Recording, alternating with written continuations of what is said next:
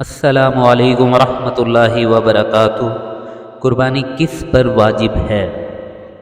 حضور صلی اللہ علیہ وسلم کی حدیث مبارکہ ہے کہ جس شخص کے اندر استطاعت ہو اور وہ قربانی نہ کرے تو وہ ہماری عیدگاہوں کی طرف بھی نہ آئے۔ اللہ اکبر۔ جس مسلمان بھائی کے پاس 52.5 تولہ چاندی یا اس مالیت کا سونا موجود ہے، صاحب استطاعت ہے، اس پر قربانی واجب ہے، یا ضرورت سے زیادہ سامان کی صورت میں ہو تب بھی قربانی واجب ہے۔ اگر میاں قربانی کر رہا ہے اور بیوی استطاعت رکھتی ہے تو قربانی اس پر بھی واجب ہے۔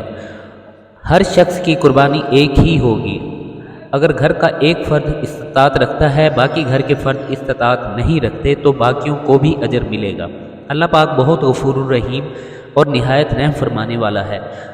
اگر گھر کے فرد صاحب نصاب ہیں تو ان سب پر قربانی واجب ہے۔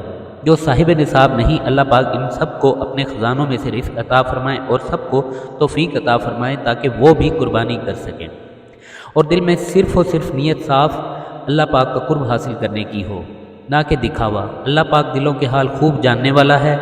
اللہ پاک کو نہ تو آپ کی قربانی کا گوشت پہنچتا ہے، نہ تو خون، بلکہ تقویٰ پہنچتا ہے۔ بس اپنی نیت میں خلوص اور عاجزی پیدا کریں، دعا مانگتے رہیں ہمیشہ۔ اللہ پاک ہمیں توفیق عطا فرمائے، آمین۔ جزاکم اللہ خیر۔ السلام علیکم ورحمۃ اللہ وبرکاتہ۔ دعاؤں میں یاد